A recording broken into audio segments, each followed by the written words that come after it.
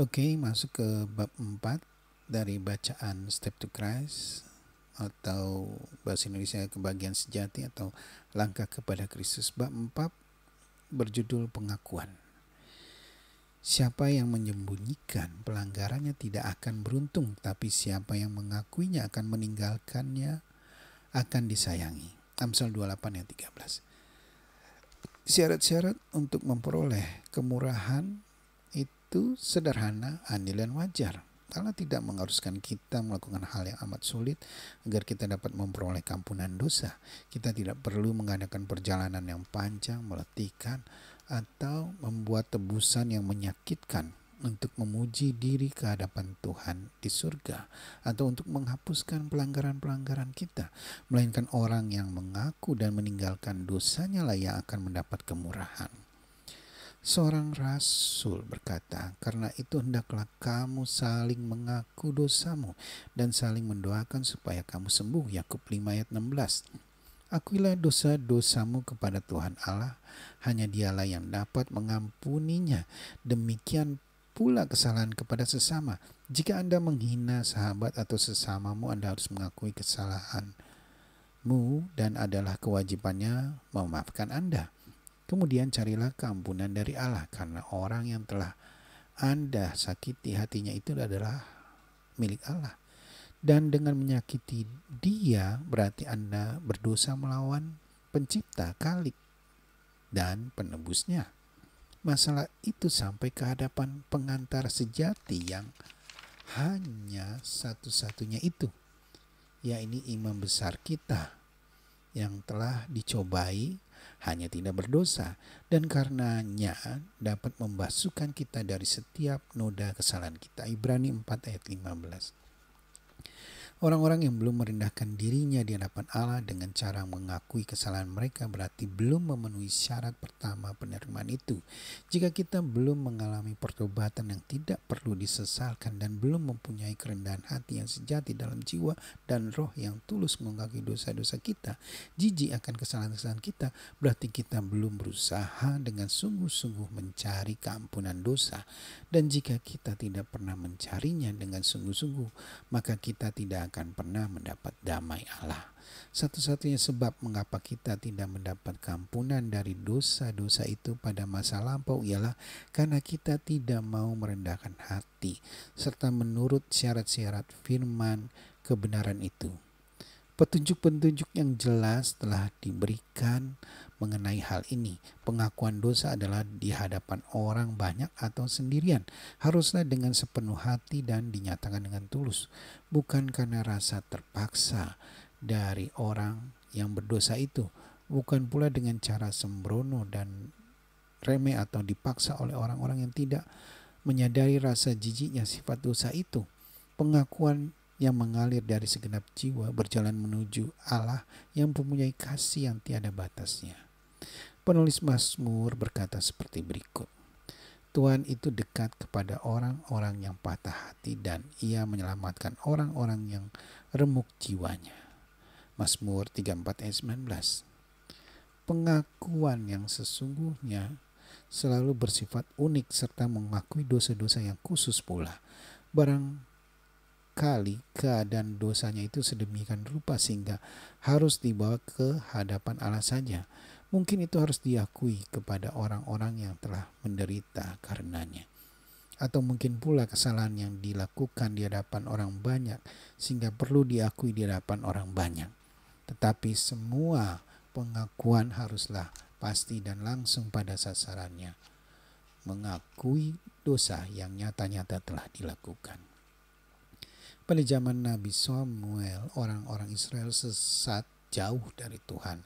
Mereka telah menderita menanggung akibat dari dosa mereka. Karena mereka telah kehilangan iman dalam Tuhan, kehilangan kearifan akan kuasa serta kebijaksanaan Tuhan dalam memerintah bangsa. Hilangnya keyakinan di dalam kemampuannya melindungi dan mempertahankan pekerjaannya. Mereka berpaling dari pemerintahan atas semesta alam dan mereka ingin memerintah sebagaimana bangsa-bangsa yang ada di sekitarnya. Sebelum mereka mendapat damai, mereka membuat pengakuan yang pasti seperti berikut. Sebab dengan meminta raja bagi kami yang menambah dosa kami dengan kejahatan ini, 1 Samuel 12 ayat 9, dosa yang mereka sadari itulah yang harus diakui. Rasa tak berterima kasih mereka menekan jiwa-jiwa mereka serta memisahkan mereka dari Allah. Tanpa pertobatan dan pembaruan yang sejati, pengakuannya tidak akan diterima Allah. Harus ada perubahan yang pasti di dalam kehidupan. Segala sesuatu yang sifatnya menentang Allah haruslah dibuang. Inilah hasil yang murni dari penyesalan kita akan dosa itu. Tugas yang hendak kita lakukan amatlah jelas dipaparkan di hadapan kita. Basuhlah, bersihkanlah dirimu. Jauhkanlah perbuatan-perbuatanmu yang jahat dari depan mataku. Berhentilah berbuat jahat, belajarlah berbuat baik. Usahakanlah keadilan, kendalikanlah orang kejam. Bilalah hak anak-anak yatim, perjuangkanlah perkara janda-janda. Yesaya 1 ayat 16 dan 17. Orang jahat itu mengembalikan gadian orang. Ia membayar ganti rampasannya, menuruti peraturan pemberi hidup. Tidak berbuat curang lagi, ia pasti hidup, ia tidak akan mati. Yehezkiel 33 ayat 15. Berbicara mengenai pekerjaan pertobatan ini, Paulus berkata, sebab perhatikanlah betapa justru duka cita yang menurut kehendak Allah itu mengerjakan pada kamu kesungguhan yang besar, bahkan pembelaan diri, kejengkelan, ketakutan, kerinduan, kegiatan penghukuman. Di dalam semuanya itu kamu telah membuktikan bahwa kamu tidak bersalah di dalam perkara itu. 2 Korintus 7 ayat 11. Apabila dosa sudah mematikan ajaran-ajaran moral, maka orang-orang yang berdosa tidak akan dapat lagi melihat kekurangan tabiatnya atau menyadari hebatnya kejahatan yang telah dilakukannya. Jadi kecuali dia menyerah dalam kuasa Roh Kudus yang meyakinkannya, maka dia tetap buta terhadap dosa-dosanya. Pengakuan yang dia adakan tidak sungguh-sungguh dan tulus hati terhadap pengakuan segala dosa selalu disertai dalih-dalih. Mengatakan bahwa kalau bukan karena situasi tertentu, dia tidak akan pernah melakukan ini dan itu atas hal mana dia ditegur. Sesudah Adam dan Hawa memakan buah pohon larangan itu, mereka dipenuhi satu perasaan malu dan takut. Mula-mula yang mereka pikirkan hanyalah bagaimana mencari maaf atas dosa mereka agar lepas dari hukuman maut yang menakutkan itu. Ketika Tuhan menanyakan tentang dosa mereka, Adam menyalahkan Tuhan dan teman hidupnya. Perempuan yang kau tempatkan di sisiku, dialah yang memberi dari buah pohon itu kepadaku, maka aku makan. Lalu perempuan itu pun menyalahkan ular dengan berkata, ular itu yang memperdayakan aku, maka aku makan. Kejadian 3 ayat 12 dan 13. Mengapa engkau jadikan ular itu? Mengapa engkau membiarkan masuk ke dalam taman Eden? Inilah pertanyaan-pertanyaan yang terselubung di dalam dalihnya atas dosa-dosanya. Justru menuduh Allah bertanggung jawab atas kejatuhan mereka dalam dosa. Roh membenarkan diri sendiri bermula dari bapa segala dusta itu, dan telah ditunjukkan pula oleh semua putra-putri Adam. Pengakuan semacam ini tidaklah diilhami oleh Roh Allah dan tidak akan diterima Tuhan. Pertobatan yang sejati akan menuntun manusia untuk merasakan kesalahannya sendiri serta mengakuinya tanpa kemunafikan. Seperti seorang pemungut cukai yang tidak berani mengangkat kepalanya, menengadah ke langit, dia berseru, ya Allah, kasihanilah aku yang berdosa ini, dan barang siapa yang mengakui salahnya akan dibenarkan karena Yesus memohon dengan darahnya demi jiwa yang bertobat.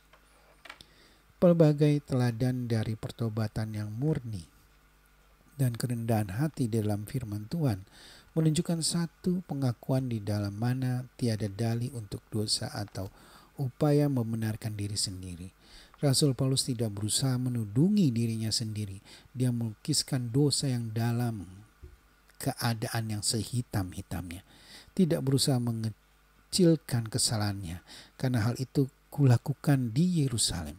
Aku bukan saja telah memasukkan banyak orang kudus ke dalam penjara, setelah aku memperoleh kuasa dari imam-imam kepala, tapi aku juga setuju jika mereka dihukum mati dalam rumah-rumah ibadah. Aku sering menyiksa mereka dan memaksanya untuk menyangkal imannya dan dalam amarah yang meluap-luap.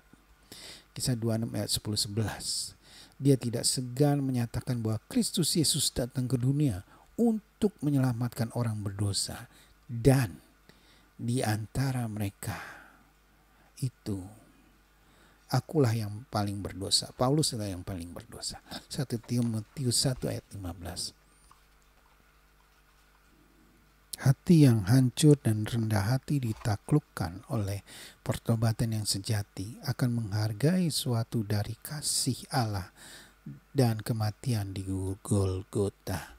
Dan sebagai seorang anak yang mengaku dosanya kepada Bapa yang penuh kasih, demikianlah orang yang berdosa dengan sepenuh hati membawa segala dosanya ke hadapan Tuhan Allah. Dan sudah tertulis, jikalau kita mengaku dosa kita, maka Ia adalah setia dan adil sehingga Ia akan mengampuni segala dosa kita dan menyucikan kita dari segala kejahatan. 1 Yohanes 1 ayat 9. Akan lanjut ke bab 5, penyerahan diri. Tapi sebelum kita masuk ke bab 5, penyerahan diri, kita akan coba menarik garis besar bab 4 ini. Pengakuan untuk mendapat pengampunan dari Bapa di surga. Itu karena kita adalah anak-anak Allah, kita anaknya dari Bapa di surga. Oleh karena Yesus, maka kesalahan yang kita lakukan kepada sesama itu adalah sama aja kita melakukan kesalahan kepada anak Bapa kita yang lain. Jadi otomatis yang kita sakitin itu bukan dia saja, bukan sesama kita aja, tapi ya Bapa di surga pun merasa sakit juga sebagai orang tua kita, karena melihat ketidakadilan yang dilakukan oleh kita. Makanya itu kita datang untuk meminta maaf kepada orang tersebut, lalu datang meminta ampun kepada Bapa di surga. Dan dalam meminta ampun itu, ya kita jangan sampai kita melakukan dengan cara yang tidak tulus atau berdalih bahwa oleh karena keadaan begini-gini akhirnya saya jadi melakukan seperti itu. Dan itu adalah sebuah kesalahan yang biasa dilakukan oleh nenek moyang kita, yaitu Adam dan Hawa. Sewaktu di Taman Eden, Adam menyalahkan perempuan itu menyalahkan ular itu. Dan kalau versi saya, kenapa pohon larangan itu ada ditempatkan di situ? Kenapa nggak dibuat kerudung yang hitam, ditutupi dengan kerudung yang hitam, dan dibuat jendela kecil untuk hanya melihat daun yang hijau saja, begitu. Dan kalau kita tidak tulus datang kepada Bapa dalam mengaku, ya sudah tentu meminta pengampunan kita yang di hadapan Bapa di surga itu tidak ada artinya, bahkan tidak diampuni kesalahan kita atau dosa-dosa kita di hadapannya.